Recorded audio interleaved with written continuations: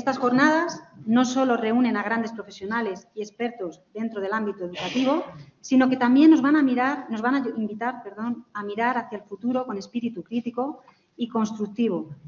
Se van a abordar temas tan relevantes como el liderazgo pedagógico, el impacto de la inteligencia artificial en nuestras aulas y, además, se va a llevar a cabo a través de una mirada renovada sobre el currículo. Estamos convencidos de que estas jornadas enriquecerán a todos, a futuros docentes, a docentes en activo, estudiantes, formadores, y que nos iremos con nuevas ideas, inquietudes y, por supuesto, ojalá también con inspiración para seguir construyendo una educación más humana, más cercana y más comprometida. Gracias a todos por estar aquí y por formar parte de esta comunidad educativa para seguir apostando por la mejora constante. Voy a presentar al siguiente ponente o al primer ponente que nos va a acompañar, el profesor Francisco Astudillo. Es experto en informática e inteligencia artificial, con una sólida trayectoria tanto en el ámbito académico como en la investigación aplicada. Es doctor en métodos estadísticos, investigación operativa e inteligencia artificial por la Universidad Politécnica de Madrid, donde también obtuvo su licenciatura en informática. Recientemente amplió su formación con un posgrado en análisis de inteligencia de seguridad en la Universidad Autónoma de Madrid. Formó parte del primer laboratorio de inteligencia artificial creado en España en los años 80, contribuyendo al desarrollo pionero de esta disciplina en nuestro país. A lo largo de su carrera, imparte docencia en diferentes instituciones, como la Universidad Carlos III de Madrid, en nuestra Universidad Católica de Ávila o la Escuela de Administración de Empresas, Business School, donde fue director académico del Departamento de Operaciones y Data Science. Además, ha diseñado programas formativos en inteligencia artificial, dirigido proyectos de máster en Machine Learning y liderado iniciativas de innovación educativa centradas en la inteligencia artificial. Hoy nos compartirá su visión sobre el impacto de la inteligencia artificial en el sistema educativo y cómo pues podemos posicionarnos o no ante esta nueva realidad.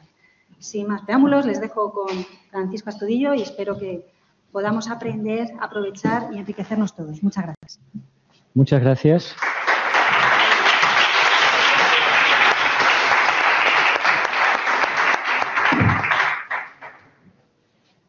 Francisco Astudillo está muy bien para los papeles oficiales. Si me veis por el pasillo, llamarme Paco mejor, porque a lo mejor ni me doy cuenta si me llamáis Francisco. Un momentito, que pongo los sistemas en marcha y empezamos a hablar. Ya veis que soy un poco friki de la tecnología, ¿no? Y me viene de muy antiguo, del siglo pasado. Ok, muy bien, pues sí, se escucha bien y se ve bien y estáis viendo la presentación adecuada. Bien, pues efectivamente vamos a hablar de la inteligencia artificial y cómo afecta al sistema educativo, ¿vale? Y aquí sois parte del sistema educativo. Yo también soy un trozo del sistema educativo. Entonces, a ver, ¿quién conoce OpenAI? OpenAI y su amigo ChatGPT, ¿vale? ¿Quién tiene cuenta en ChatGPT? ¿De pago? Bien, bien. No, subir la mano si es mejor, da mejores opciones. ¿Conocéis algún otro pariente de ChatGPT o amigo? Perplexity, ¿verdad? Vale, ahora una pregunta más complicada. En el último año, ¿quién ha usado ChatGPT para hacer o para buscar información o para recopilar información? ¿Quién ha incluido esa información en algún...? A ver, no bajéis las manos. En algún papel. Que no, yo no pienso que esté mal. Está mal lo de toda la vida, que es el copy-paste. O sea, ya lo cojáis de Wikipedia o de ChatGPT, ¿no? Pero es otra fuente de información, ¿vale? A veces muy buena y otras veces mete la pata, pero es tan fiable como, yo me acuerdo, en mi época, el siglo pasado, teníamos las enciclopedias de papel. Entonces era más trabajoso, tenías que estar buscando las entradas, recopilar datos y luego tratabas de elaborarlo, ¿no? Mis hijas han vivido con Wikipedia, y eran más rápidas, ¿no? Y además ya existía el copy-paste. Y ahora los alumnos, o sea, los alumnos de la escuela, hay por ahí unas estadísticas que dicen que el 80% usan ya inteligencia artificial, usan ChatGPT. Hay menos que utilicen de verdad más sistemas de inteligencia artificial. Pero si no lo usáis todavía, hay que empezar. Hay que empezar porque ya las nuevas generaciones nos están ganando. Entonces, yo no me acuerdo, esto lo he visto en los periódicos. ¿Alguien usa calculadora de estas de los botoncitos? Las del móvil, ¿verdad? Cuando salió la primera calculadora, cuando se hicieron populares, en Nueva York había manifestaciones en los años 70 porque estaban en contra del uso de la calculadora en la escuela, porque los niños no iban a saber sumar ni restar, ¿no? En los años 70. Al final, yo creo que ya ni se usa la calculadora, porque lo que hemos pasado, yo doy clases de matemáticas, de las de tiza, o sea, tradicionales, y hemos pasado de no necesitar hacer cálculos. Lo que necesitamos es que la gente razone. O sea, que vea, o sea, no te metes en multiplicar 3025 por pi, porque no aporta nada, sino ver qué es lo que hay detrás de que 3025 por pi aparezca ahí. Entonces, eso quiere decir que tenemos que cambiar el enfoque sobre cómo estamos enseñando y con qué herramientas. Y ahora con la inteligencia artificial nos va a pasar lo mismo. O sea, no podemos luchar contra las herramientas. Tenemos que incorporarlas. Y lo que hay que conseguir es que el alumno sepa usarlas bien, para bien y de una buena forma. ¿Por qué?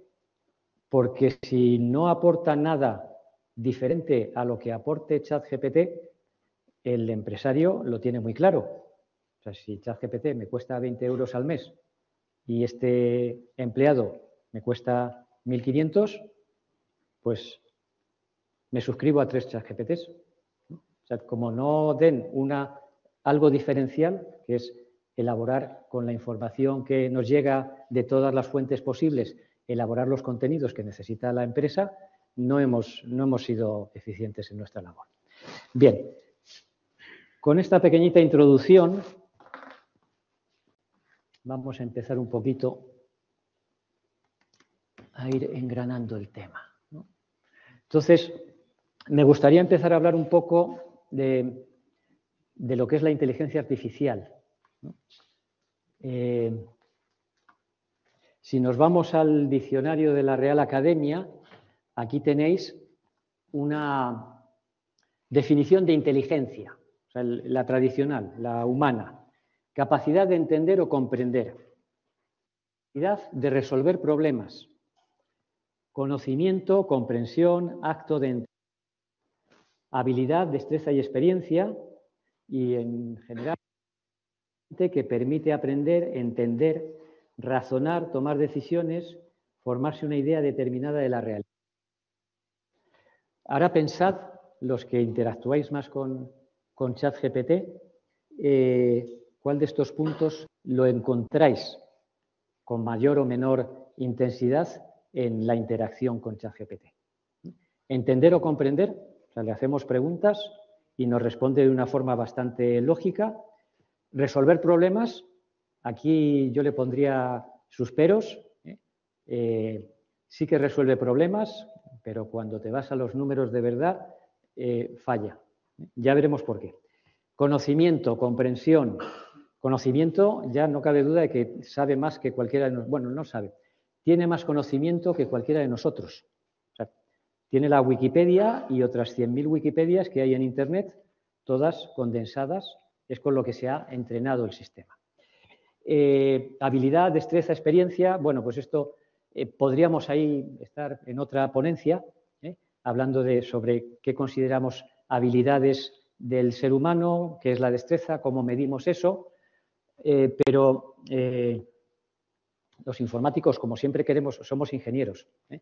Nosotros medimos. Todo lo que no podamos medir nos pone nerviosos, ¿no? Entonces, los sistemas de inteligencia artificial, que ahora hay un montón de ellos, se les hace, vamos, cuando sacan nuevas versiones, hacen benchmarking. Prueban con una serie de baterías, de preguntas, test, que empezaron siendo pues, los test de perfeccionamiento profesional, algo parecido a la selectividad, ¿no? O sea, si ChatGPT era capaz de sacar una buena nota en selectividad, ¿no? Y cada vez van mejorando. O sea, cuando apareció la primera versión, GPT 3.5, en 2023, noviembre de 2023, 3.5 significa que hubo 1, 2 y 3. O sea, que ya es una evolución. 3.5 era malucha con los exámenes. Ahora tenemos las últimas que han sacado de GPT, ChatGPT, que es la O3. Esa empiezan a decir que es más inteligente que el 85% de los humanos.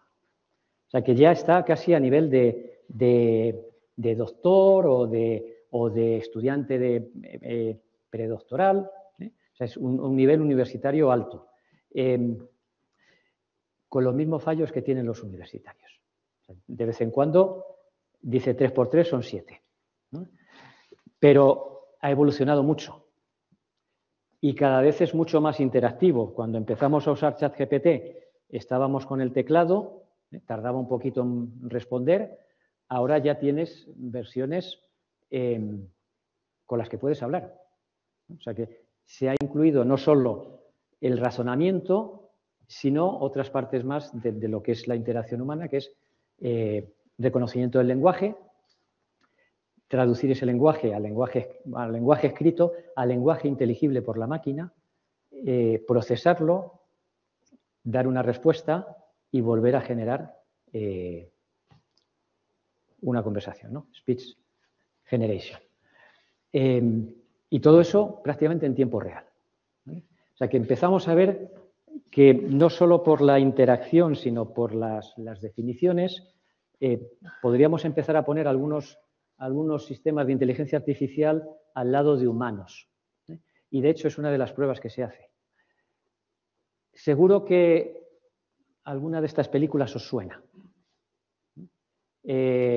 2001, Una odisea del espacio, año 68.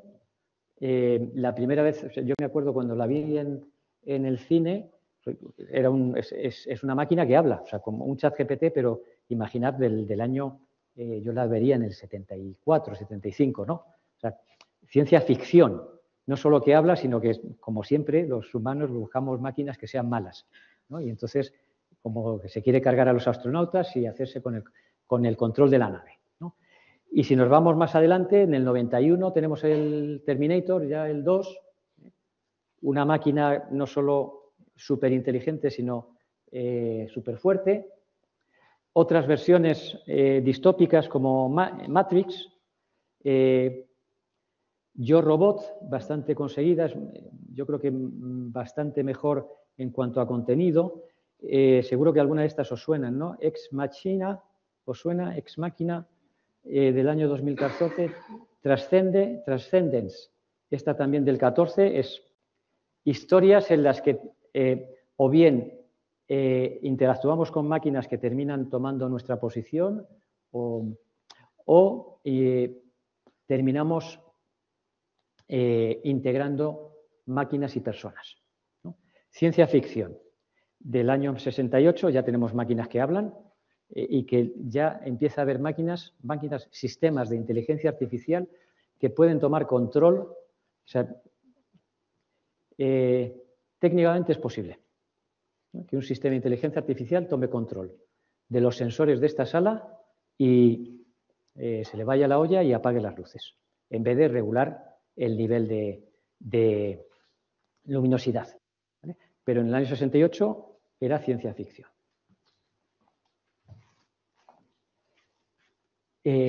Como dijo muy bien mi introductora, Patricia, yo formé parte del primer laboratorio de inteligencia artificial, porque hubo un boom de la inteligencia artificial en el año 85.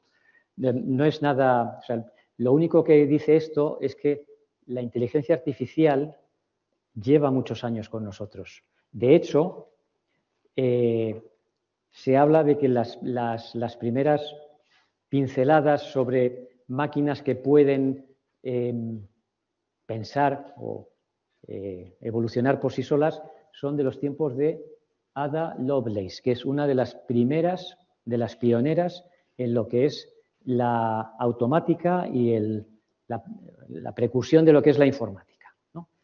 Más formalmente, en el año 36, estamos hablando antes de la Guerra Mundial, Alan Turing establece ya las bases de cómo funcionan los ordenadores modernos.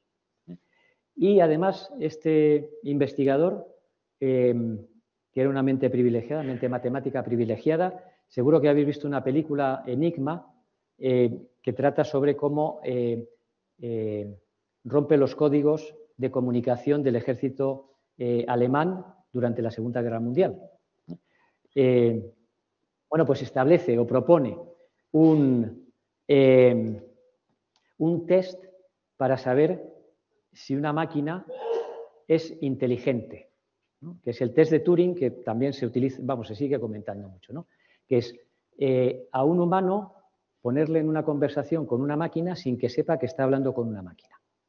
Entonces, si no es capaz de detectar que su interlocutor es una máquina, habremos conseguido que esa máquina se haga pasar por un humano, ¿no? Y entonces podemos decir que es una máquina que es inteligente, ese sistema.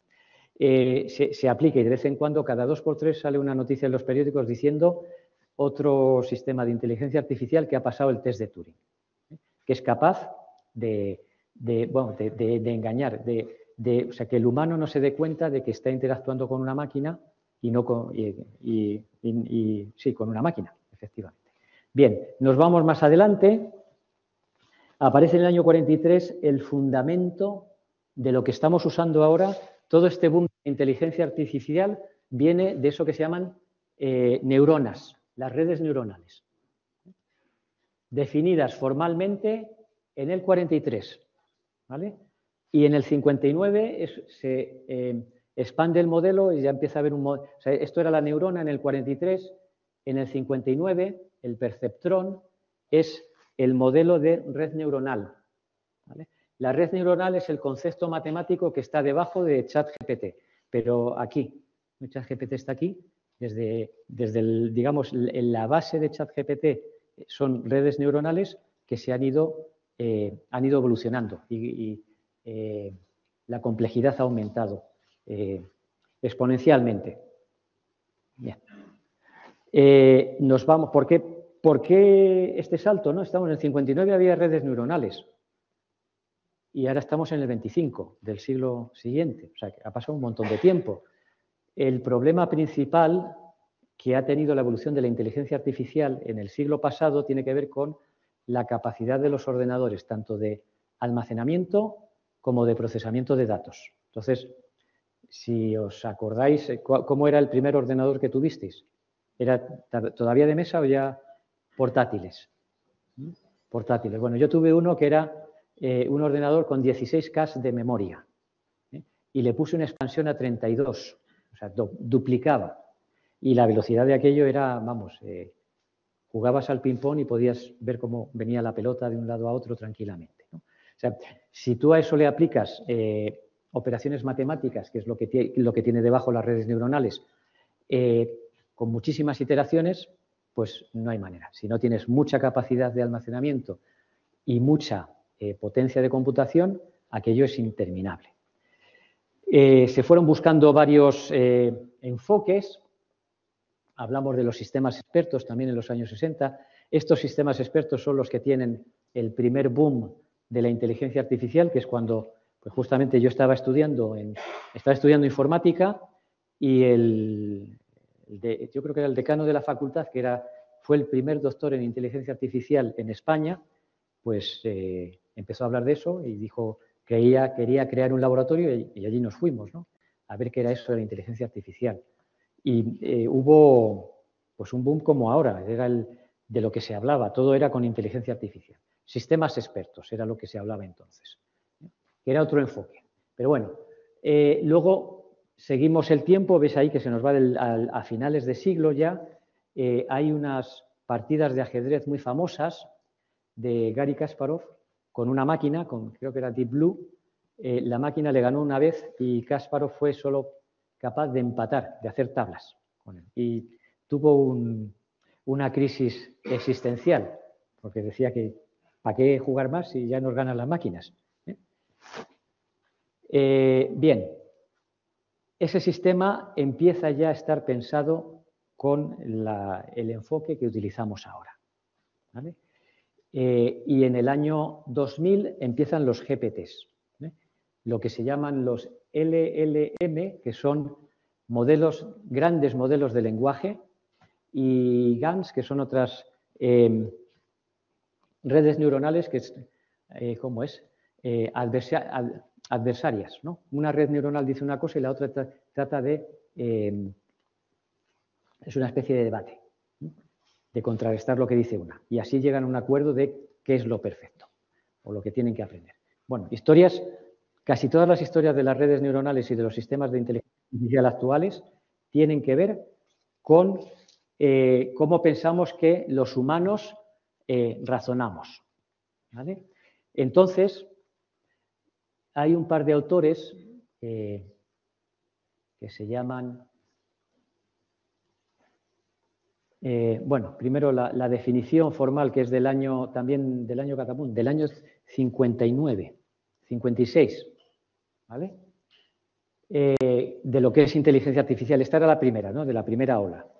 Cualquier aspecto del aprendizaje u otra característica de la inteligencia puede, en principio, ser descrita con precisión, de tal forma que se puede construir una máquina que la simule. Esto se sigue haciendo. O sea, yo me acuerdo hace 10 años que empezaba ya esto a evolucionar, te decían, se hablaba mucho de procesos de automatización de procesos. Y decían, si un humano es capaz de describir paso por paso lo que hace, habrá una máquina que lo pueda hacer. Porque lo único que tienes que decirle, de forma que lo entienda, es los pasos y qué hay que hacer en cada paso, ¿no? Y tiene que ver con esta definición. O sea, tú estableces, sabéis, por ejemplo, las empresas, los procesos de negocio de las empresas son justamente eso, establecer cuáles los datos de entrada, qué haces con ellos, cómo los procesas, si sale esto por aquí, si sale esto por allá, y llegas a unas conclusiones, ¿no? Que son los datos de salida. Bueno, pues quita al humano que está haciendo eso, pone una máquina, simula todos los pasos y te lo hará. Y luego habrá que ir practicando para mejorarlo o para ajustarlo. Pero, y se está cumpliendo lo que dijo este ponente, o sea, que cualquier proceso que pueda ser esquematizado y descrito como una sucesión de tareas será en algún momento automatizado con un sistema informático. Será posible hacerlo. Otra cosa es que luego queramos o no queramos. Bien, pues del año 56, que se dice pronto, ya nos hemos pasado casi 74 años con esto de la inteligencia artificial. Bueno, todo esto da lugar a que la inteligencia artificial se pueda aplicar en matemáticas, en medicina, en filosofía. ¿A alguien se le ha ocurrido filosofar con ChatGPT? O sea, decirle, quiero que seas un filósofo socrático y vamos a tener una conversación utilizando el método socrático, ¿no? Y es divertidísimo, porque te va haciendo preguntas cada vez más profundas que te hacen pensar, ¿no? Filosofía, o sea, se puede utilizar en filosofía. Cualquier cosa que sea tecnológica, estadística, física, ciencias de la computación, psicología, lingüística también, psicología, digamos que es un poquito después, pero también se va, o sea, ya aparecen por ahí sistemas que te dicen tu psicólogo particular. Y hay gente que habla con ellos y, pues, bueno, algunos se vuelven locos y otros salen de los agujeros en los que están. Creo que como cualquier humano. Esto, si vemos la evolución desde de la parte tecnológica, esto es lo que yo usaba. Seguro que alguno de estos chismes os resulta familiar, ¿no? el proyector de diapositivas, las slides estas, ¿no?, que había que escribir a mano y eran las transparencias. Yo llamaba al PowerPoint, lo llamaba mucho tiempo transparencias, porque no me salía lo de diapositivas, ¿no? Yo daba clases con transparencias a finales de los años 90. Luego ya esto es una evolución, ¿no? Un aula de informática, donde llevábamos a los niños una vez a la semana a jugar con el ordenador, a trabajar con el ordenador, ¿no? Y luego, el otro día, hablando con unos alumnos de cuarto, les decía, para salvar tenéis que dar al icono del floppy, ¿no? Y me decían, ¿qué es eso del floppy? ¿Os acordáis que guardábamos, esto sí que habéis llegado, ¿no? Guardar la información en un floppy, ¿eh? En vez de en el pincho, en el USB, era un floppy disk.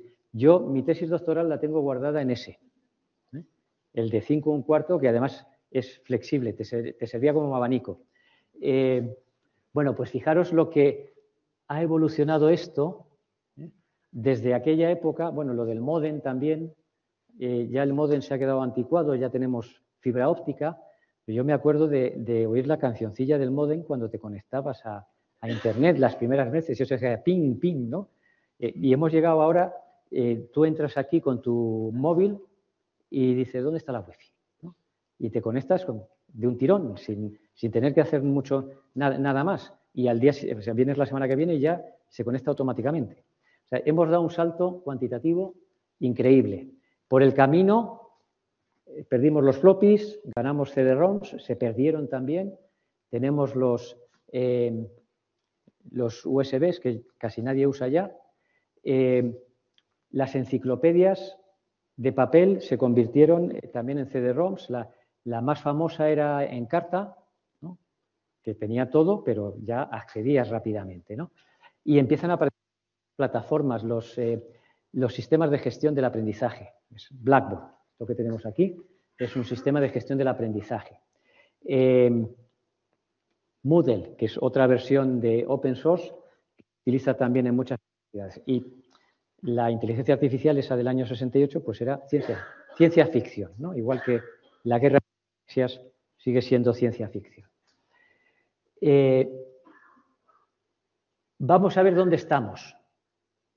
Ahora nos vamos a este siglo, a los últimos 10 años, ¿no? Esta es una estadística del tiempo que ha tardado una de esas plataformas en llegar a 1 millón de usuarios. 1 millón de usuarios no es nada. Fijar, Netflix tardó días, 1.400 días. 1.400 días, 3 años, ¿no? Más o menos, un poco más.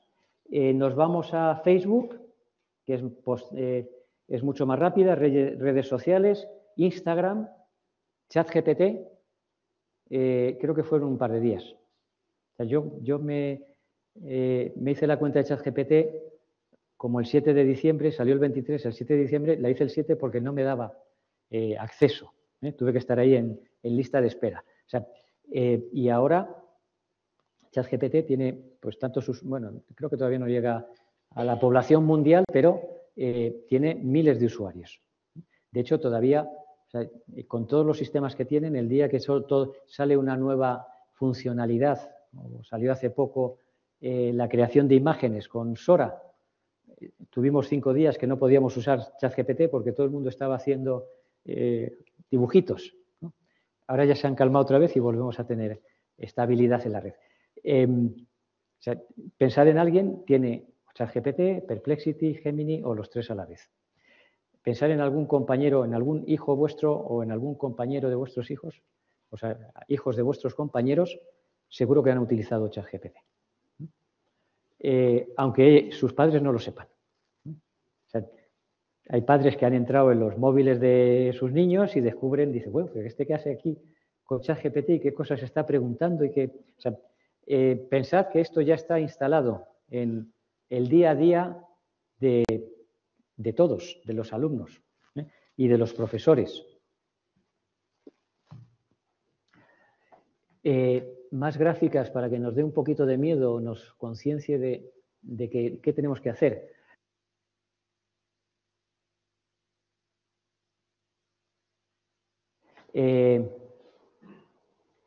Esto debe ser por minuto. Fijar cómo aumenta exponencialmente a partir del abril del 2024, ¿no? O sea, aquí en el principio fue más la gente informática y en el 2024, que sacaron la siguiente versión, ahí ya fue el boom definitivo. Pegó un estirón en un par de meses, en medio año, y esto llega hasta febrero del 2025, se ha mantenido y ya habrá, si mirásemos las gráficas de abril, posiblemente tuviese otro tirón, porque con este nuevo sistema que había de generación, de nuevo hubo lista de espera para abrirse una cuenta. Bien, entonces tenemos un crecimiento se ha multiplicado por 4 en 14 meses y hay encuesta y la siguiente las he sacado hace poco, 65% de las empresas usan ya ChatGPT. Nos quedaban pocas excusas. ¿Cuál es el objetivo de la educación? Preparar a los alumnos para la sociedad y el mercado laboral del día de mañana, ¿no? Tienen que saber usar ChatGPT o sistemas de inteligencia artificial, porque si no, van a estar comparados con los que sí sepan, pues van a tener problemas. Sabéis que la última ley educativa habla de competencias digitales. Aquí empezamos ya, o sea, las competencias digitales, yo me acuerdo cuando os contaba en la clase la primera ley que salió, que hablaba de la ley Moyano, creo que era, de conseguir que los alumnos, alfabetizar a alumnos, ¿no? Que supiesen leer y escribir y las 4 reglas, ¿no? Hace 2 siglos. Ahora hablamos de competencias digitales para poder acceder al mundo actual. Las competencias digitales ya son como no vengan de serie, mal. Tenemos que empezar a hablar de esto, de uso de herramientas avanzadas de inteligencia artificial para nuestro trabajo, para rendir mejor. Esto, como siempre, tiene 2 caras. Tiene la cara oculta, ¿no? Que es pues que lo haga y luego le doy al botón y lo mando, ¿no?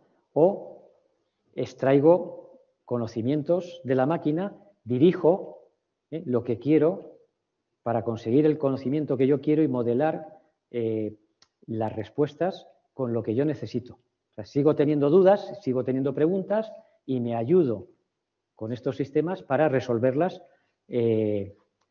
más eficientemente, más rápidamente que antes. Penetración educativa. Estos son también datos de este año. El 94% de los centros que usan IA recurren a ChatGPT. O sea, los centros están empezando a usar ChatGPT. Pero el 16% de los centros educativos no tienen políticas claras. Yo hace un par de años, o sea, yo empecé a usar esto intensivamente al día siguiente de que apareciese. Porque como era de mi historia, pues digo, ahora que puedo, voy a utilizarlo.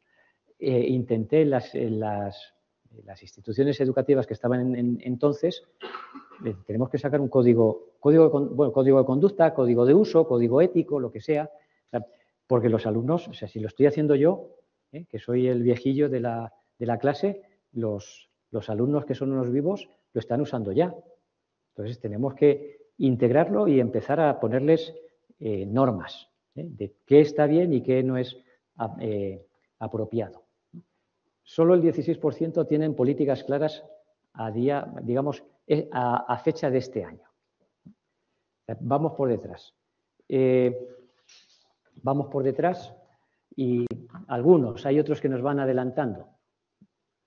Vale, ahí tenéis, os dejaré los links y os compartiré esto.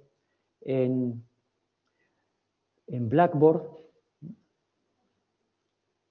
para que podáis verlo. Pero si nos quedaban dudas, ¿conocéis a estos señores? Niños chinos. A partir de este otoño, o sea, ya Pekín ya ha dado el salto, ha dicho, integramos inteligencia artificial en los programas educativos. De primaria, niños de 6 años. China, el gran salto adelante que ha pegado en el último siglo, siguen con el mismo impulso. O sea, empiezan a estar a nivel tecnológico prácticamente equilibrados con Estados Unidos, que siempre que ha sido la potencia tecnológica del último cuarto de siglo, sobre todo en inteligencia artificial. Todas las grandes compañías que han evolucionado y que dominan el mercado han salido básicamente de Silicon Valley o de la costa oeste de Estados Unidos. O sea, el hub de innovación de Silicon Valley es el que ha generado más innovación en los últimos 25 años. Ya no es así, ya no es el único. Está otro hub cerca el que incluye Hong Kong y la zona china enfrente de Hong Kong, que es Shenzhen, y hay otro hub que nadie conoce, que es Tokio y Yokohama. Es tan potente, o sea, los tres son al mismo nivel de potencia. China ya ha dicho que a partir del otoño, y entonces tenemos aquí a su amigo que ha tardado 0,5 en decir que también, que van a implantar la inteligencia artificial en las escuelas de Estados Unidos. Arabia Saudí creo que también lo ha sacado hace poco, que va a empezar a integrar inteligencia artificial. Todos van por este camino. Por lo menos hay que pensarlo y decidir cómo lo vamos a hacer en el resto de sitios.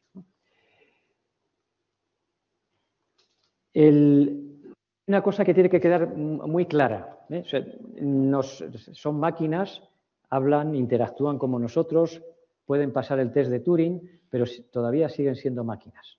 O sea, debajo hay cálculo, matemática y luego eso está soportado por la física y la electrónica. Todo lo que hagan, incluso simular emociones humanas, siguen sin ser humanos, ¿vale? Y lo que hacen tampoco es magia. Ahí está.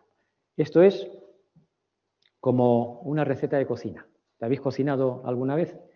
Si no habéis cocinado y la hacéis por primera vez, os vais a buscar la receta, ¿vale? Que os da los pasos que hay que hacer, ¿no? Entonces, ahí hay una serie de ingredientes.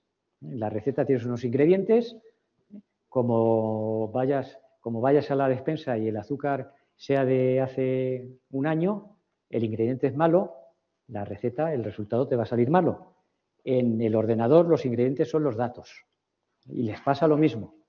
Si los datos son malos, por ejemplo, porque alguien ha estado metiendo las unidades a mano y en vez de 3,5 ha puesto 5,3, datos malos, lo que va a hacer el sistema es producir resultados malos. ¿Vale? En la receta tenemos una serie de operaciones, pues un horneado, ¿no? Que es con lo que mezclas los materiales para que te salga el resultado. En lo que son los procesos de inteligencia artificial, a esto le llamamos entrenamiento, que es tomar los datos, irlos utilizando, pues se podría parecer, muchos de los entrenamientos están basados en el aprendizaje humano. ¿Cómo aprenden los niños pequeños? Por el prueba y error, ¿no? Lo haces una vez, te equivocas, te digo, no está bien, tienes que hacerlo de otra manera, lo haces otra vez hasta que das con la fórmula, ¿no? Pero las máquinas se las entrena de esa forma, utilizando, o sea, digamos que esta función de compruebo si lo has hecho bien o mal o hasta qué punto lo has hecho bien o mal y te digo cómo lo tienes que ajustar, pues son funciones matemáticas. Entonces van iterando multitud de veces con grandes cantidades de texto, de datos, hasta que consiguen que lo que ellos produzcan se parezca a lo que debía producirse, ¿no? Estás enseñando a los niños a resolver ecuaciones de segundo grado hasta que consigues que las resuelvan todas. Y entonces la idea que nos queda es que ha asimilado la forma de resolver ecuaciones de segundo grado. Por el hecho de repetir múltiples variantes, ¿no? Entonces, las máquinas también son capaces de, utilizando métodos estadísticos, encontrar los patrones. A partir de lo que tú me das de entrada, los datos, yo soy capaz de encontrar el patrón que me dice cuál es la solución. O sea, no resuelven como nosotros, eso de despejar la X y tal. Resuelven mediante patrones y el uso de estadística. Bien. Y una vez que el modelo, digamos que lo hemos entrenado y que tiene una capacidad satisfactoria para nosotros para devolver respuestas coherentes, pasamos a llevar el plato al comedor, a servirlo. Ahí es la inferencia. Es este sistema que yo estaba entrenando, X tiempo, lo pongo en producción, se lo pongo a los usuarios para que empiecen a meter frases y responda. Eso son inferencias.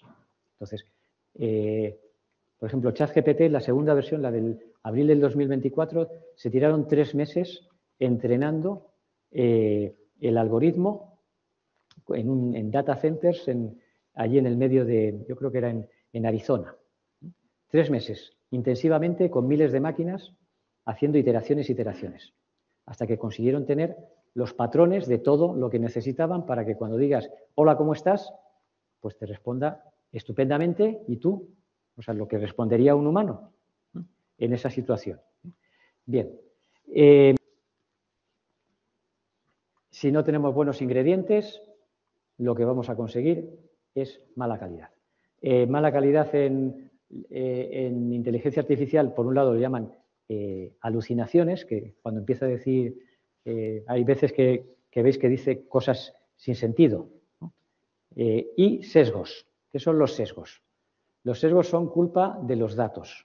Entonces, si yo estoy, o sea, la policía en Estados Unidos tenía un sistema de reconocimiento de personas, ¿vale? Entonces, una persona de color negro con un plátano en la mano lo identificaba como una persona con una pistola. Si la persona era de color blanco y tenía el plátano en la mano, te decía una persona con plátano en la mano. ¿Dónde está el sesgo? Pues, sesgo es que les has metido montones de fotografías en las que asocian color de la piel con pistola. Entonces, el sistema, como tiene mucho de eso, dice, pues, color de la piel con algo que parece así, una pistola. Eso es un sesgo. Entonces, si los datos están, no es que ahí los datos no es que sean malos, es que están sesgados, o sea que tienen un cierto cariz y entonces la máquina aprende sobre datos. Si no le das datos más equilibrados, pues no va a ser capaz de hacerlo. Por eso muchas veces ves que las respuestas que dan los sistemas pues están, hay que pensar, ¿no? Hacen también pruebas, dicen ChatGPT es más demócrata y Grok, que es el de Twitter, es más republicano, ¿no? Pues muchas veces es por eso, porque les han entrenado con datos sesgados. En vez de equilibrados, pues le doy más documentación relacionada con el ideario republicano que con el ideario demócrata. Entonces, las respuestas que te da están basadas en lo que saben, en lo que han aprendido. Entonces, veis que no solo es el resultado, sino en el origen hay que tener mucho cuidado con los sistemas y los datos. Bien. Y esto, ¿cómo lo trasladamos a la educación, ¿no? Pues para entender cualquier herramienta, cómo se construye y cómo puede fallar, vamos a pensar en esta, ¿no? La base, tenemos esos datos, entonces datos pueden ser conocimientos, pueden ser todos estos sistemas de gestión del aprendizaje, también utilizan un montón más de datos que sirven para personalizar la experiencia de aprendizaje, ¿no? Datos de lo que ha hecho el alumno, de datos demográficos, datos de cómo se mueve por el sistema o por el navegador. Aquí tenemos que trabajar con asegurarnos de la calidad de esos datos, de la diversidad para que no haya sesgos y la privacidad. Eso tiene que estar ya de serie también, ¿no? Más si tenemos en cuenta que estamos jugando, o sea, la educación, la mayor parte de la educación es menores de 18 años, que tienen una especial protección, con lo cual hay que tener mucho más cuidado con la privacidad de los datos. Cosas tan tontas, yo me acuerdo de un caso que me contaron, no en educación, pero una empresa de seguros quería ofrecer un seguro de coches, de automóviles, más barato si tú solo conducías dentro de la ciudad. Entonces eso quería decir que tenían que ir geolocalizando el coche para que el seguro fuese válido. Si se salía de la ciudad, el seguro ya no contaba. Entonces, ¿qué pasaba? Pues que aparte de geolocalizar el coche, también ven más cosas, ¿no? Un coche que los martes y jueves aparca durante toda la noche en un sitio y el resto de la semana en otro, ¿no? Pues estás empezando a ver patrones de comportamiento de las personas que tienen que ver con su privacidad y no con el hecho de estoy dentro de la ciudad o no estoy dentro de la ciudad y el seguro aplica o no aplica. Bueno, pues eso a nivel de cualquier sistema de inteligencia artificial tenemos lo mismo. Y como además son especialistas los sistemas en identificar patrones, las cazan enseguida, todo el tipo de patrones. Entonces, ¿cómo se utiliza eso y cómo se evidencia? Es muy importante tenerlo en cuenta. Por ejemplo, ¿pueden los niños en la escuela acceder a ChatGPT desde las aulas informáticas de la institución? ¿No? ¿Dónde van esos datos, no? Pues en principio ChatGPT no está en Europa. Ya estamos rompiendo una de las leyes del GPRD, ¿vale? No sabemos dónde van a parar esos datos. Entonces, desde ese mismo momento hay que tener en cuenta eso. Sobre todo, si los datos son malos, el resultado va a ser malo. Luego empezamos a hablar de algoritmos, esos modelos de entrenamiento. Entonces, esto que era, o sea, el modelo más sencillo, que es este del prueba y error, lo vamos complicando. Podemos llegar, esta es una versión simplificada de la red neuronal de ChatGPT, ¿vale? Simplificada es porque cada una de estas cajitas es un mundo, es un módulo.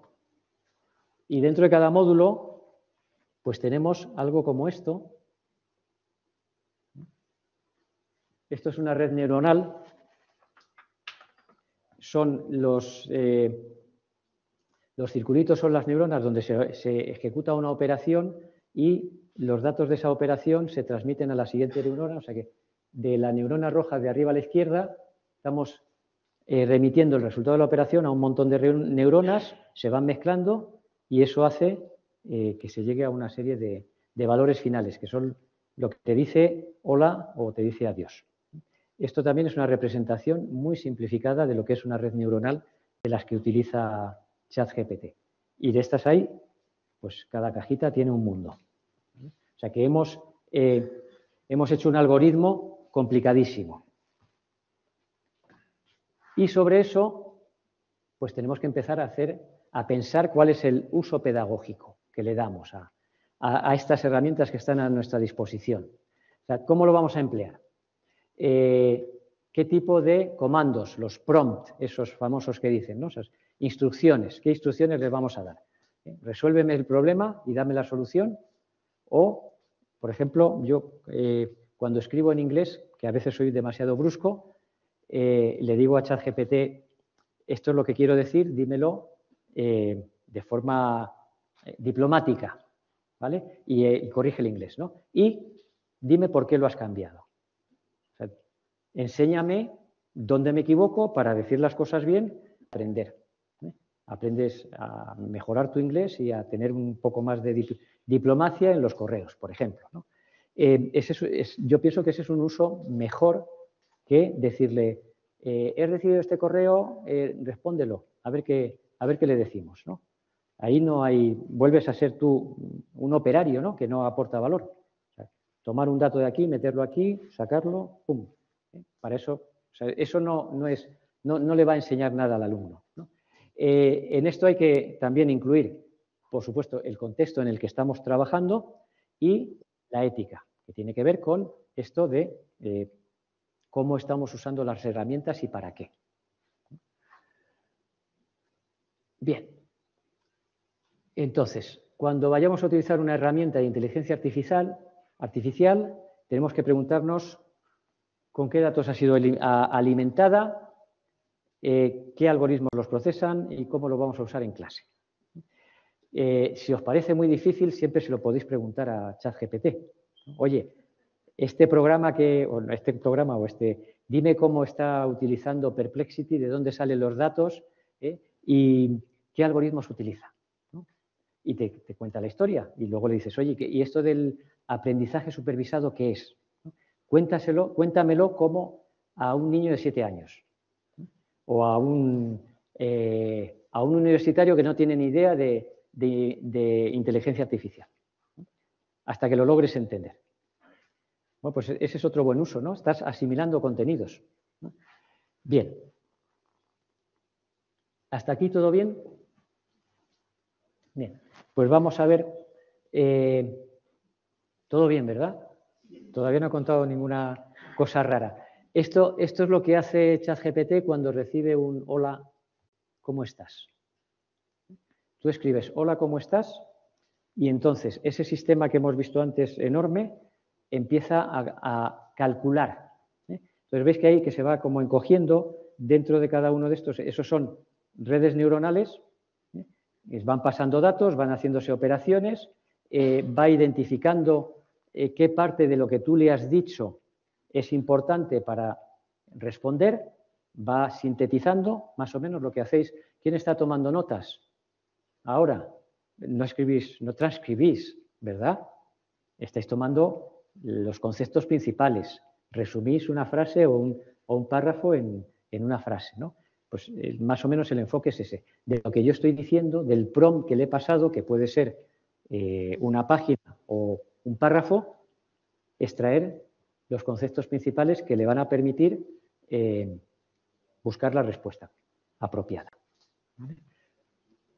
Por cierto, que la respuesta apropiada no es la apropiada, es la que tiene más probabilidades de decir un humano en esa situación, con los conocimientos que la máquina tiene. Más probabilidades significa que si yo solo llego al 40%, o sea que yo no, la máquina llega al 40%, te dice la probabilidad del 40%. O sea, te dice, la palabra que diría yo con todo lo que sé es un 40%. Para nosotros esa probabilidad es prácticamente que la mitad de las veces se va a equivocar. Por eso las alucinaciones tienen que ver más con estos conceptos matemáticos que con que se haya fumado algo y esté pensando de otra manera, ¿no? Es que a veces con el conocimiento que tiene, la probabilidad más alta es muy baja y entonces no es representativa para lo que queremos responder. Normalmente. Bien. Después de hacer todo esto, este ciclo es capaz de responder. Vale. ChatGPT responde de palabra en palabra. Repetir este proceso para la siguiente más probable que tendría el discurso que estoy montando. ¿Vale? O sea que es repetir, repetir, repetir. Entonces, ¿ves ahí por qué necesitamos tanta potencia de comunicación? Bien. Herramientas que podemos tener por ahí. Yo la verdad es que estuve buscando y al final, dándole vueltas, las herramientas de la derecha son enfoque educativo. Seguro que Khan Academy la conocéis. Para matemáticas es una web que existe desde hace mucho para enseñanza de matemáticas, modelos tradicionales, pero que también se ha unido aquí, se ha subido a la ola de la inteligencia artificial. Ahora tienen un tutor socrático, ¿no?, con el que tú puedes discutir problemas matemáticos, y un asistente para el aula, ¿vale? Todos los que tenéis a la derecha, posiblemente cuando entréis, buscar siempre en el menú pone pricing. O sea, la versión gratuita es bastante básica y luego hay que pagar. Entonces, bueno, pues hay que pensar bien cuál de estas utilizamos. De las que están a la derecha, a mí me gusta mucho el ICIT, Revisión Automática de Literatura Científica. Es bastante potente y además, ¿qué datos usa? Pues yo he estado mirando y utiliza una base de datos de artículos científicos de 200 millones de artículos científicos. Entonces, por lo menos sabemos que no está engañándonos con las referencias como hacía GPT al principio y que las fuentes que está utilizando son bastante fiables. Entonces, tenemos bastantes garantías de que lo que salga de ahí, o sea, las búsquedas que haga, te vayan a dar información significativa para lo que tú quieres. Y luego a la izquierda, ¿no?, tenemos de propósito general. Para mí ya no son de propósito general. ChatGPT, redacción, dudas, código, depende del modelo y de cómo tú lo configures, te sirve para todo. Gemini es la herramienta, la contrapartida que ha sacado Google. Es muy buena, sobre todo la última versión, que es creo que es de abril, del 27 de abril, en muchos aspectos es mejor que el GPT-03. ¿Vale? Microsoft Copilot, está basada en el modelo GPT. De hecho, OpenAI tiene un acuerdo de colaboración con Microsoft, y lo bueno que tiene Copilot es que está integrado en el Office 365. Entonces, puede cacharrear por todas las aplicaciones. Te puede traducir al inglés un PowerPoint sin ningún problema. Entonces, la potencia no es por la herramienta en sí, sino cómo está integrada con el resto de herramientas. Leer los correos, clasificarlos, hacerte un listado de lo que ha llegado y cuál es lo más importante, y colocarte citas en el calendario de Outlook. Mirar, no le dejéis que mande correos, nunca. O sea, las cosas que salen en tu nombre tienes que revisarlas bien.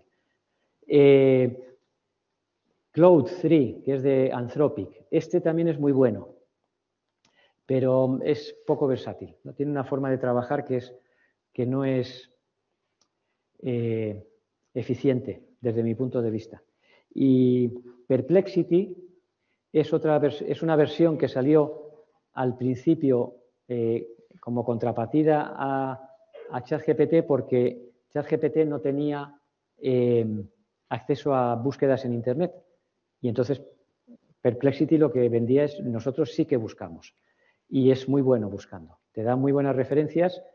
Las últimas versiones incluso te permiten limitar las referencias a repositorios académicos, con lo cual tienes unas garantías mayores de que te va a dar buenas cosas, pero si no te trae referencias de páginas web. O sea, es un Google con inteligencia artificial. Entonces, a veces vienen cosas buenas y otras veces no.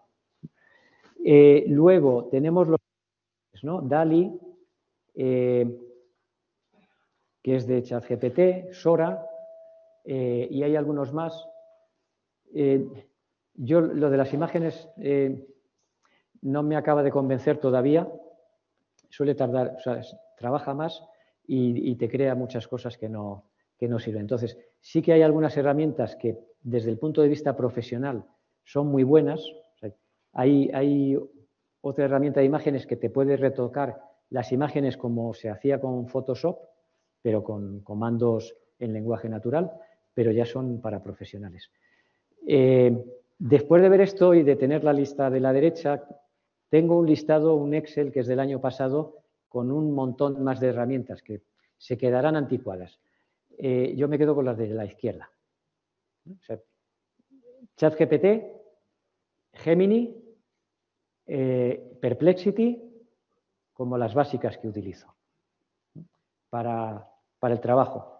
Y viene muy bien el versión de pago. O sea, si prácticamente el tiempo que te ahorra, pues digamos que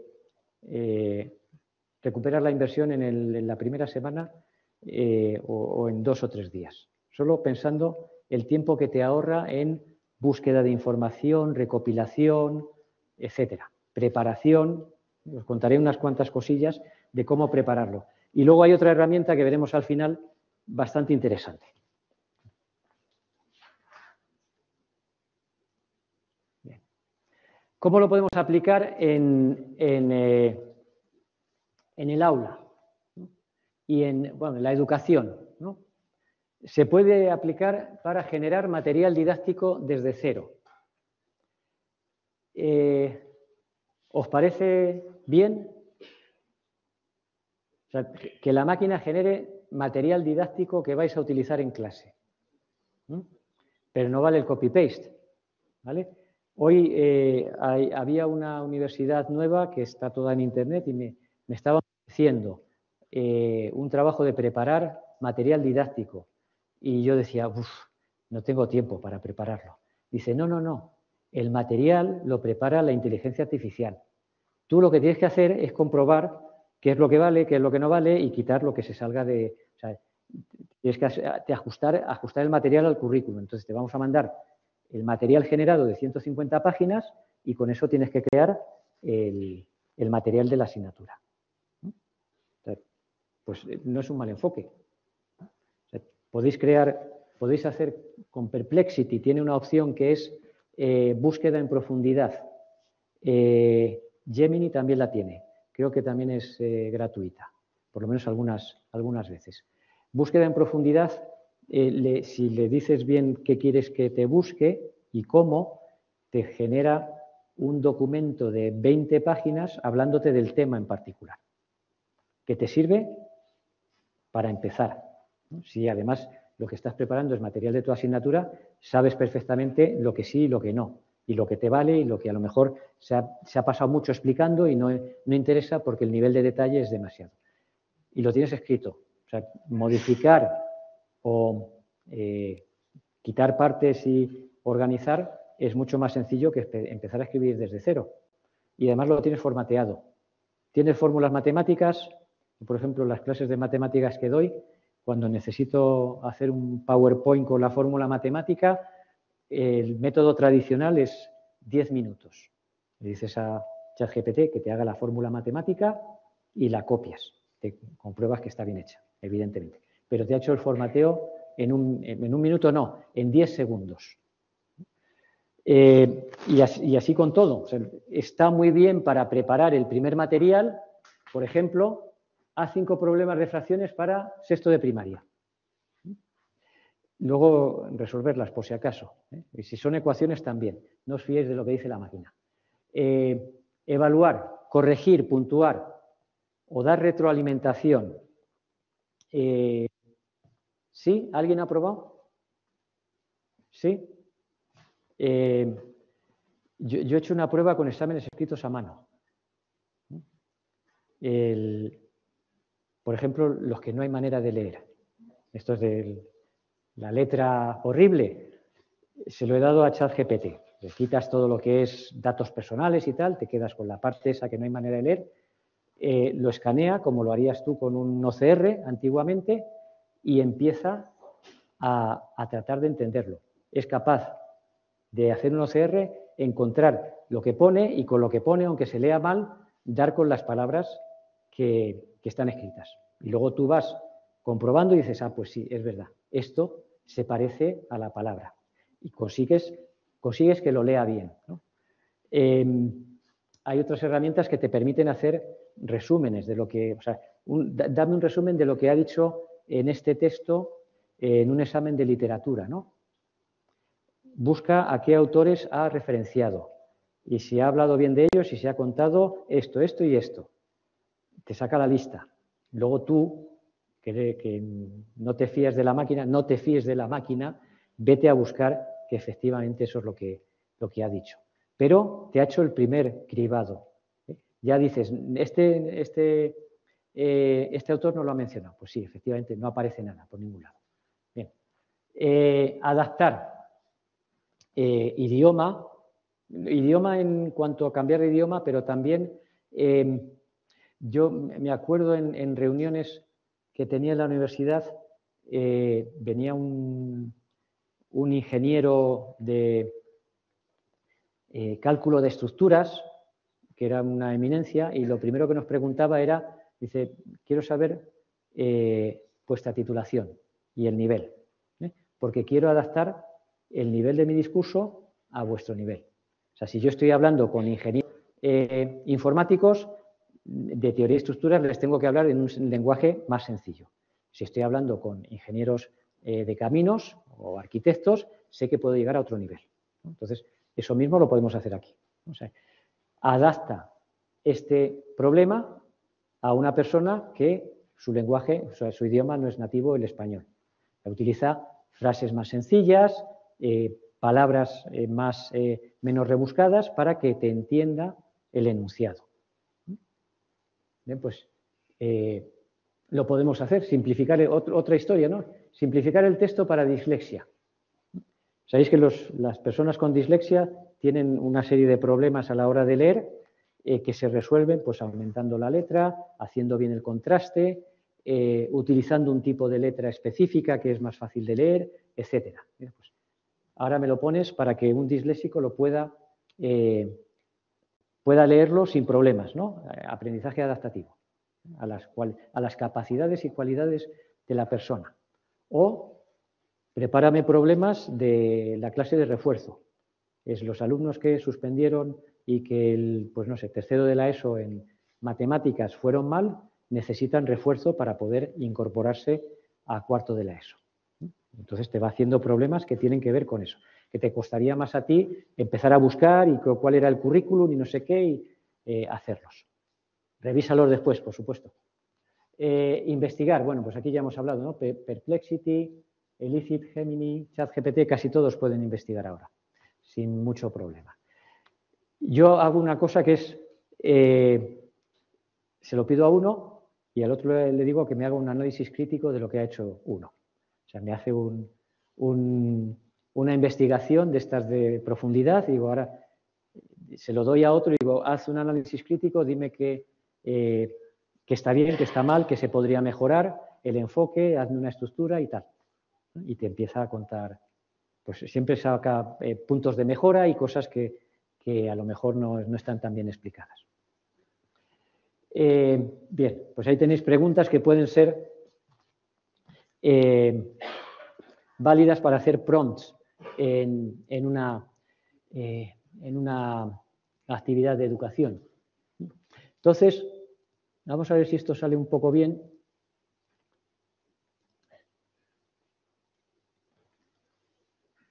Esto que veis aquí es ChatGPT, la versión de escritorio que teóricamente nos escucha. Vamos a ver si tenemos buena línea y si lo escucháis, sobre todo. Hola, ¿me escuchas? Sí, pero no se escucha. No, quizá desde... No, vamos a ver.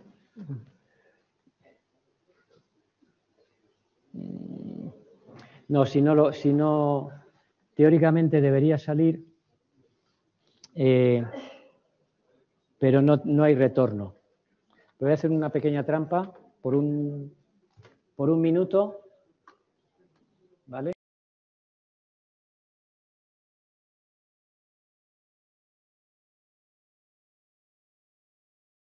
Hola, buenas tardes. ¿Cómo estás?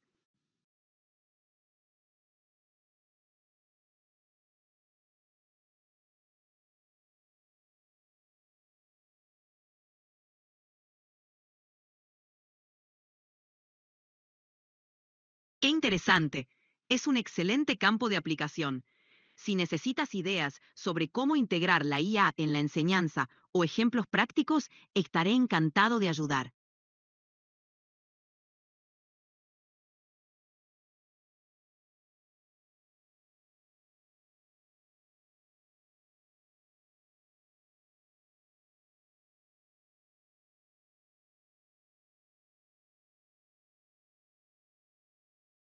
Por supuesto, podemos crear un mini examen que evalúe conceptos clave. Podríamos incluir preguntas sobre la ecuación general de la fotosíntesis, los factores que la afectan y el papel de la clorofila. ¿Te gustaría que estructuremos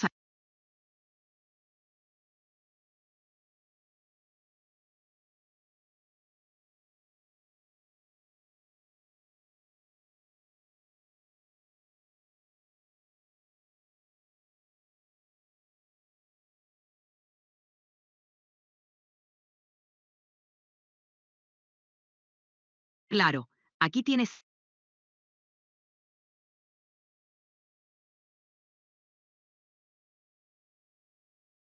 No, ¿cuál es la ecuación general de la fotosíntesis? A, CO2 más H2O más luz, C6H2O6 más O2. B. Perfecto. Cuando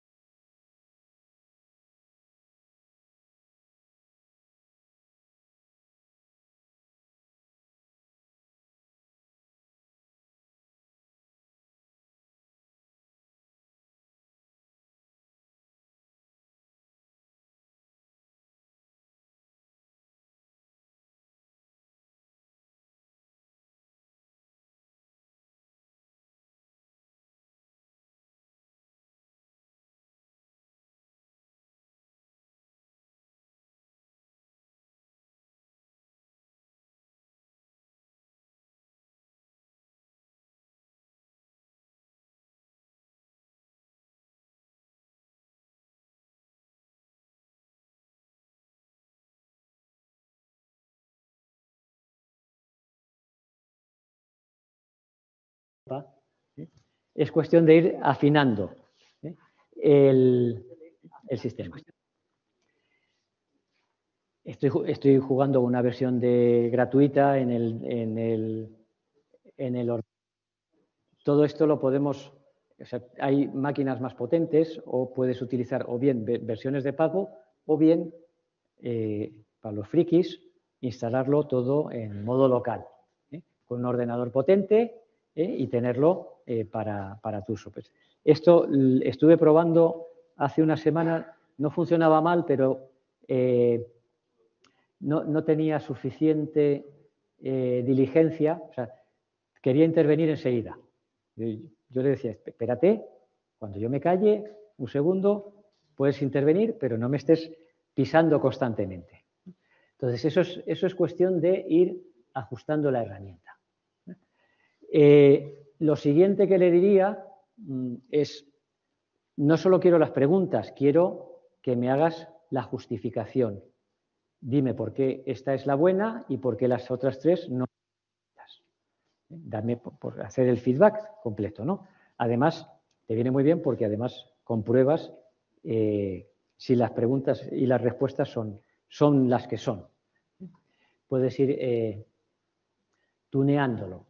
Y aquí es donde pues podríamos hacer lo que os decía antes, que es, pues ahora quiero que lo ajustes para una persona que necesita ver el examen más grande porque tiene problemas de visión, o para una persona que es disléxica y que necesita pues otro tipo de distribución.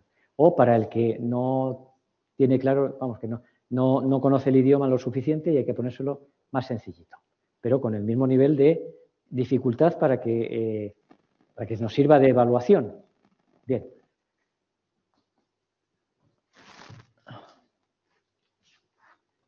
¿Qué más podríamos hacer con esto?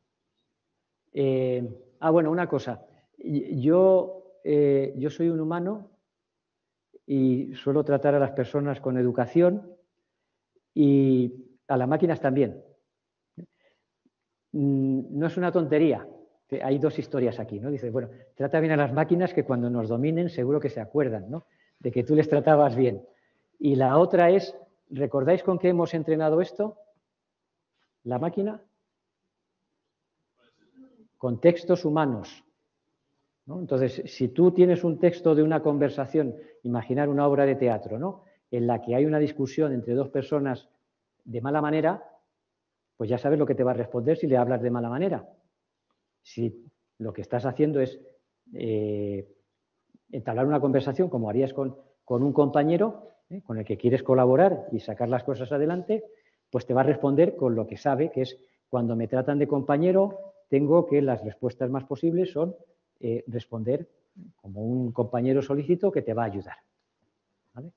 Entonces, había una polémica hace muy poco con esto de ¿tenemos que tratar bien a las inteligencias artificiales o no? Pues yo pienso que sí, que si nos vamos al entrenamiento que han tenido, lo lógico es que te respondan de una manera educada si tú estás utilizando un lenguaje más educado y que sean más secos si tú eres más seco. Entonces vas a conseguir, ¿no? Igual que con los humanos, vas a conseguir más un no con una sonrisa que un no cerrado. Bien. Vamos a ver. Pasaríamos esto. ¿Cómo podríamos utilizarlo en el aula, ¿no? Pues para que reflexionen sobre su propio aprendizaje. Integramos el uso de la inteligencia artificial como parte de la actividad. Entonces, podríamos utilizar, después de cada pregunta que hagamos, ese por qué y que explique por qué la respuesta con esta correcta es la correcta, para que luego los alumnos lo vean y se hagan, o sea, reflexionen sobre la respuesta que han dado y si era la correcta o no, por qué no es así. Ponerles píldoras reflexivas al alumno al final y también darnos feedback a nosotros para trabajar esta actividad en el aula. Vale. Para ir agilizando, vamos a ver. Competencias que necesitamos nosotros. Podríamos mirar más ejemplos, pero yo creo que tengo uno al final, pero con esto ya. Competencias que necesitamos, ¿no? Tenemos que hablar de alfabetización de inteligencia artificial. Cómo funcionan las máquinas, cómo son sus tripas y cuáles son sus límites y sus sesgos. O sea, en segundo lugar, cómo pedir a las máquinas que hagan una acción, una tarea específica, cómo formular las indicaciones.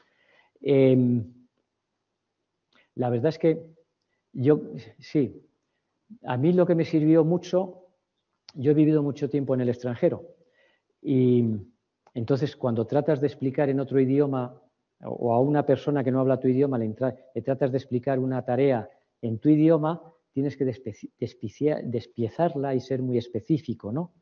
En cómo le dices las cosas para que no se desvíe.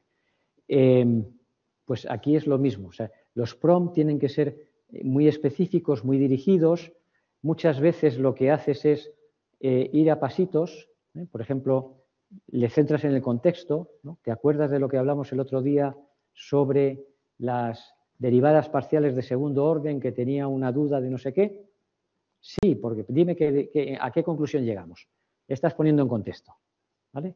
Y ahí dices, bueno, pues ahora vamos a tratar este tema, ¿vale? Si vas así, de lo más general a lo más específico, vas a conseguir que las respuestas que te dé sean muchas mejores. Bueno, pues eso tiene que ver con el diseño de las instrucciones, el prompt design. Ver cuál es la estrategia que hay que seguir con cada sistema. Los sistemas varían un poquito, pero hay una serie de estrategias que son bastante válidas en general. Y luego la parte de la ética de la tecnología. O sea, si estamos trabajando con niños menores de edad y gestionando sus datos ahora masivamente, hay que tener en cuenta todo esto. Y luego también vamos a ver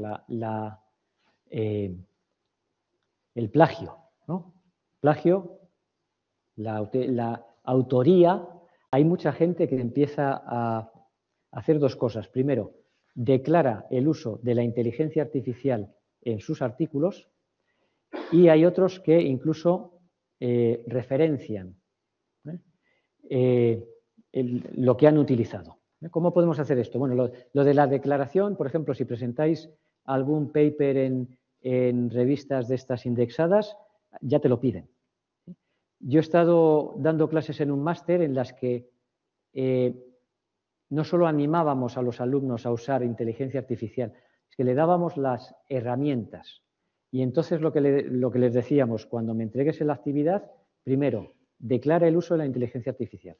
¿Para qué la has usado y cómo la has usado? Y segundo, al final me pones los prompts, ¿vale? Porque yo quiero saber si lo que tú has sacado de ahí te ha ayudado a ti a elaborar el contenido o ha sido el domingo a las 12 de la noche, copy-pega y para adelante. ¿Cómo podemos referenciar la autoría de estos sistemas? Bueno, pues muchos de los sistemas tienen la opción de compartir la conversación completa, ¿vale? Y en APA 7 tú puedes referenciar cualquier dirección de Internet, ¿no? Con APA 7 se puede hacer. Entonces puedes referenciar una dirección, o el enlace ese compartido es referenciable. Si se pone complicado, porque a lo mejor dices, bueno, pero dentro de 6 meses he borrado la cuenta y desaparece. Bueno, pues hay sistemas donde se puede cargar la información que la información que tú has generado, ¿vale? Igual que repositorios, hay un montón de repositorios donde la gente sube sus trabajos y dice, este es mi trabajo. Vale, pues subo un trabajo y digo, este es el trabajo de mi conversación entre ChatGPT y yo para hablar de este tema. Entonces queda todo registrado y ahí ya se ve claramente si hay plagio o no hay plagio, ¿no? Lo de he copiado o he utilizado sabiamente el conocimiento que he conseguido. Eso tiene que ver con la ética. Yo creo que es una extensión de lo que hemos hecho siempre, ¿no? O sea, tú te lees un montón, la revisión bibliográfica era eso al final, ¿no? Ibas haciendo fichas con conceptos o párrafos que te resultaban interesantes para tu investigación y luego lo mezclabas en tu redacción. La alfabetización de inteligencia artificial, pues viene a ser como las competencias digitales de ahora y un poquito de trabajo que viene, o sea, esto la práctica te lo da. Lo de los prompts, yo creo que no hay que hacer ningún curso, cada uno tiene su forma de interactuar con las personas y se va dando cuenta de cuáles son las que encajan mejor con cada uno de los sistemas de inteligencia artificial que vamos utilizando.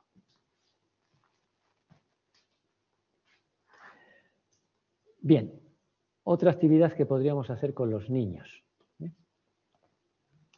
Hay que ponerles actividades que no se puedan resolver con la inteligencia artificial, ¿no? Que les obligue a pensar, pero que usen, ¿no? Entonces, por ejemplo, fotosíntesis local en datos. Entonces, les mandamos al barrio a que fotografíen plantas del entorno, que midan la luz y la temperatura pues con las apps que tienen los móviles, hay formas de medirlo, tomen datos y ahora sí utilizamos la inteligencia artificial, ¿no? Para que cargar los datos, diseñar la tabla y sugerir hipótesis, ¿vale? Luego, por otro lado, entrevista breve con un jardinero del barrio, que tome datos reales de una persona que entiende cómo funcionan o cómo evolucionan las plantas, ¿no? Y con todo eso, organizar un póster en A1 con fotos, datos, análisis y audio. Y una presentación en la que no hagan la presentación en sí como todo lo que sé, sino justificar la parte que se hizo con inteligencia artificial. Cómo has usado la inteligencia artificial para facilitarte la vida y llegar a las conclusiones que me muestras en el póster. Ahí estamos integrando la inteligencia artificial, sistemas, igual que utilizaríamos en sus tiempos una calculadora, para añadir valor a lo que aprende el estudiante, que se puede llevar perfectamente luego a la empresa privada.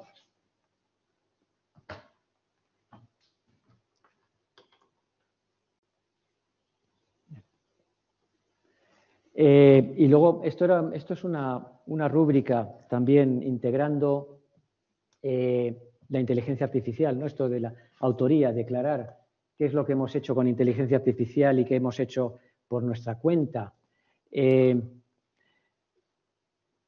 Verificar la información, lo que sale de la inteligencia artificial, ya sean fuentes o sean datos o conocimiento, verificarlo por fuera. Esto yo creo que lo hemos hecho siempre, ¿no?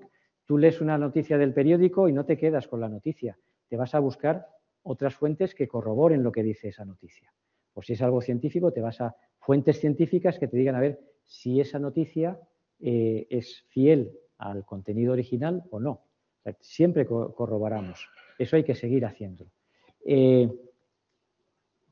Y luego, bueno, estamos aquí midiendo de qué manera son capaces de integrar el uso de la inteligencia artificial en el análisis y la forma de citar, por ejemplo. Podría ser en una rúbrica para un trabajo pues de nivel universitario, ¿no? Que ya les pidamos citar bibliografía con formato correcto.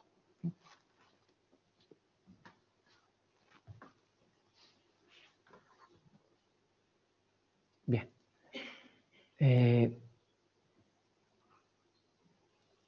Vamos a ver.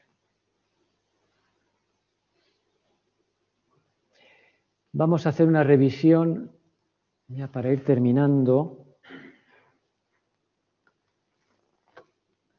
sobre los riesgos que tiene y los sesgos, ¿no? Sesgo de datos, que ya hemos hablado antes. ¿Cómo lo vemos? Pues porque el modelo refleja estereotipos, ¿no? Esto de la pistola y el plátano, que están presentes en sus entrenamientos, ¿no? Entonces, podemos utilizar esto también para enseñar a los alumnos que no es magia y que las máquinas producen contenidos a veces que no son los correctos, ¿no? Generar ejemplos, seguro que encontramos ejemplos y revisar la salida de lo que se ha producido. Alucinaciones. Respuestas que sean convincentes pero falsas. Hay muchas veces, bueno, a mí me ha pasado, o sea que nadie está libre de eso. Yo tenía un problema conceptual con un procedimiento matemático, ¿vale? Porque hay veces que no me acuerdo de las cosas que estudié en la carrera. Y entonces me fui allá con mi duda a preguntarle a ChatGPT. Y justo habían cambiado la versión y habían sacado una versión que ya han quitado que era muy aduladora, ¿no? O sea, que decía, qué bien, vamos, venga, esto está muy bien, venga, vamos a ver si conseguimos. Y entonces construyó una historia que me convenció, que luego por la noche digo, no puede ser, esto no es demasiado sencillo para que alguien no lo haya pensado antes. O sea, me engañó. Y era totalmente factible. Lo que estaba diciendo era, jugando con la terminología y el proceso de razonamiento matemático que yo necesitaba, pero yéndose por un camino que no era. Y luego al día siguiente, dándole vueltas, digo, no, esto me ha engañado totalmente.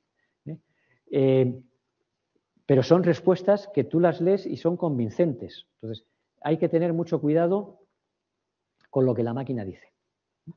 Por ejemplo, en los primeros ejemplos que se hacían, dime cuánto es 2 y 2. 4. Dice, no, 2 y 2 son 5, que me lo ha dicho mi vecino. No, 2 y 2 son 4, porque no, que 2 y 2 son 5. Y a la quinta te decía 2 y 2 son 5. ¿No? Bueno, y luego la privacidad, también hay que aleccionar a los chicos, a los alumnos, al alumnado, de cómo hay que usar la inteligencia artificial, ¿no? Entonces, ahí siempre, cualquier cosa que subamos a Internet, pero esto ya no solo con inteligencia artificial, o sea, sois conscientes de que cualquier cosa que se sube a Internet es patrimonio de la humanidad. O sea, da lo mismo eso de que en la nube, que está segurizada, todo lo que está en Internet es accesible por alguien que quiera fervientemente acceder a ello, aunque esté codificado. Entonces, o no lo subimos o lo que subamos tiene que estar convenientemente anonimizado. O sea, no podemos subir cosas así a lo loco porque son datos que quedan ahí y en un futuro, o sea, ya se están empezando, fijaros, ahí empieza a haber escasez de datos para entrenar a la inteligencia artificial.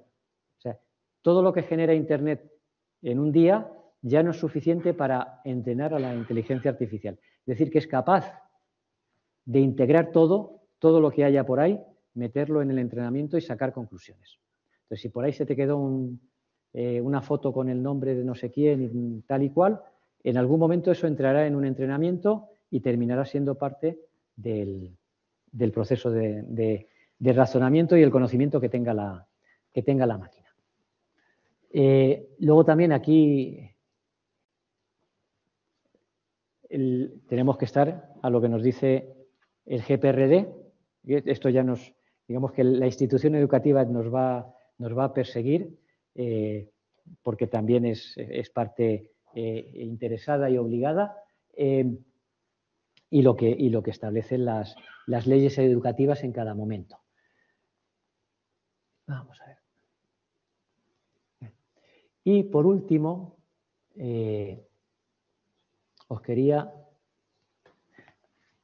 vamos a hacer la última prueba. Hay otro sistema interesantísimo que además se está utilizando. ¿A alguien le suena este Notebook LM? ¿Sí? ¿Vale? Notebook Plus, porque el primer día que lo vi me suscribí porque creo que son $10 al mes. Esto es divertidísimo porque, por ejemplo, si se te ha ocurrido grabar la clase o mi conferencia, que dura 1 hora y 28 minutos, yo ahora esa conferencia la puedo subir aquí como un fichero de audio y le digo que me haga un resumen, ¿vale? O las diapositivas, o sea, esto yo lo he usado mucho para hacer resúmenes de, por ejemplo, los repositorios de código, de programas que hay por ahí. Pero en una de las sesiones, en un máster que estaba dando clases, una alumna que era brasileña me decía, no, yo cojo las diapositivas y le digo que me haga un resumen. No entiendo bien el español, que me haga un resumen en español de lo que ponen las diapositivas. Si mejoras un poquito el prompt, que haga un resumen con un lenguaje sencillo, ¿vale? Entonces, te hace un resumen de 7 minutos, como una conversación, un podcast entre 2 personas que hablan español bastante bien, o si queréis lo podéis poner con español latino o en japonés. Dice, quiero que mi sesión la voy a mandar como ejemplo a Japón. Pues les mando el resumen en japonés, no solo el resumen de la conferencia, vamos a ver, sino que, vamos, no como resumen, veis que tiene esto que es Audio Overview, esto es lo que sería hacer un podcast de unos 7 minutos con el resumen de lo que le hayáis metido, sino que también le podéis decir que os haga un resumen escrito, un briefing, ¿no? Un briefing, pero lo queremos intenso. O sea, que te haga un resumen, conferencia de 1 hora y media, búscame, dime los principales puntos, te produce 2 o 3 páginas de resumen de lo que se ha dicho, ¿vale? O sea, es capaz de reconocer el texto hablado, reconocer luego el contenido y empezar a trabajar con él, ¿vale? Y recordáis que al principio salían sistemas de estos que te decían yo, es para hablar con el libro, ¿no? Hacer preguntas sobre el libro. Pues aquí tú puedes ir haciendo preguntas sobre las fuentes y solo respondes sobre las fuentes que le hayas integrado. O sea, no se va por las ramas. Es decir, solo te voy a dar razón de lo que ha estado hablando en la conferencia, ¿vale? Este, por ejemplo, para estudiar es buenísimo, ¿no? ¿Sabéis qué hago yo? Yo conduzco bastante, Pues me grabo podcast y los pongo en vez de la radio, me pongo podcast de clases, de repositorios de internet, de programas que quiero ver cómo utilizarlos y los voy escuchando mientras conduzco. Los escuchas 2 o 3 veces, cuando llegas al destino se te han quedado las 4 ideas que necesitas para cuando vayas a ese programa saber a qué vas y qué necesitas. Bien. Se nos ha ido un poquito el tiempo. Preguntas, comentarios, inquietudes. Por aquí Diana tenía la mano levantada, que está en internet. Y también si alguien quiere preguntar o comentar. Y antes de que nos vayamos, para los alumnos de mis clases que tenemos hoy, nos subimos al aula y pasamos lista y esas cosas. Bueno, mientras hay preguntas por aquí, sí, venga.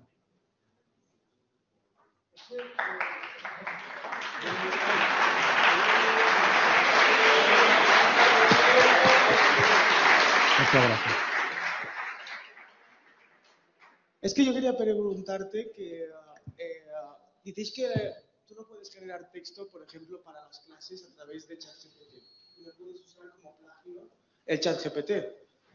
Porque tú no puedes usar el mismo texto que te ha generado una IA que tiene miles y miles de esa misma programación, por ejemplo. Porque es algo que está escrito y que entonces si tú estás usando lo mismo, es la definición de plagio. Sí, yo me refiero, tú por ejemplo, yo tengo que dedicar, por ejemplo, 10 horas o 20 horas o 30 horas a transcribir ese texto, cuando podría copiar ese texto que ya está bien hecho con investigación profunda, por ejemplo, de ChatGPT 4.5, que te hace análisis mucho mejores que cualquier persona, porque al final tiene mucha base de datos, y tú, en vez de dedicar ese tiempo a lo mejor a mejorar ese análisis, como por ejemplo, yo estoy investigando una cosa y ver la manera creativa de encontrar el uso de esa cosa, estoy pasando a transcribiendo ese texto. Pero ya estás elaborando, ¿no? ¿El qué? Estás elaborando el contenido. O sea, Claro, no yo estoy elaborándolo, pero yo me refiero a la idea de crear más. Por ejemplo, voy a crear para una unidad didáctica. Busco la manera de que esos alumnos tengan más maneras diversas de entender el contenido. Si yo me pongo a transcribir todo ese texto en vez de estar generando nuevas ideas, tengo menos tiempo para generar esas ideas. Entonces no tengo tiempo para dedicar. Lo que yo quiero llegar a la conclusión es, me parece un poco una pérdida de tiempo estar transcribiendo ese texto. No es transcribir. O sea, vamos a ver, y más en una investigación profunda. Tú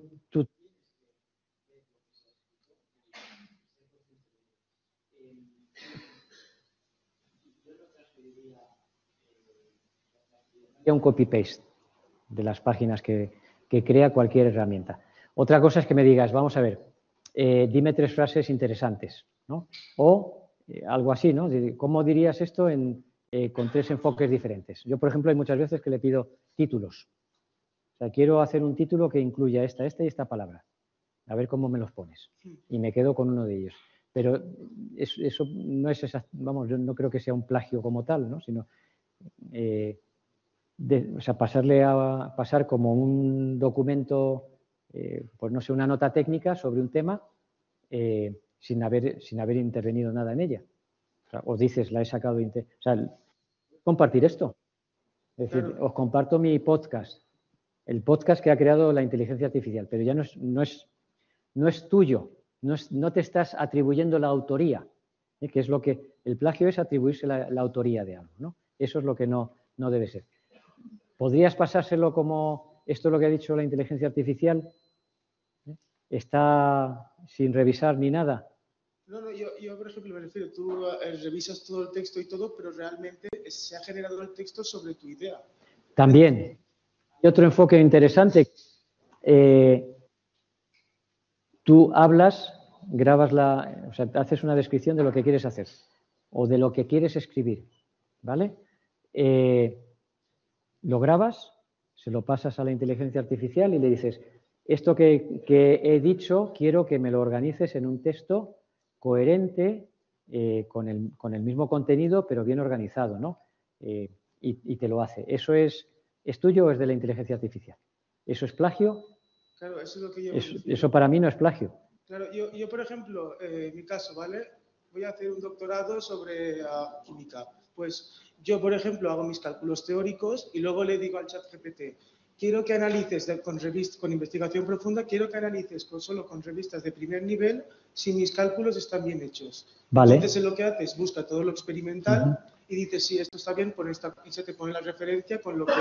Vale, pero luego te vas a esas referencias, las compruebas, lo ves todo. pero eso, bueno, es ahí estás, o sea, estás de nuevo trabajando con lo que ha hecho el sistema. O sea, lo que no haces es meterlo así sin más. No, yo voy buscando... Pero sí que eso es una forma buena de utilizarlo. Vale. O sea, te buscas las referencias, te ahorras el hacer esa revisión bibliográfica y tiras para adelante. Vale. Sí, parece que... Sí, es que si no nos vamos a ir de horas, sobre todo para luego después continuar a las 6. Sí. Y creo que es bueno que desconectemos un Hay que poco, desconectar. que reflexionemos sobre todo lo que hemos visto. Agradecer muchísimo a Paco esta sesión sobre inteligencia artificial y nos vemos ahora a las 6. Muchas gracias. Gracias.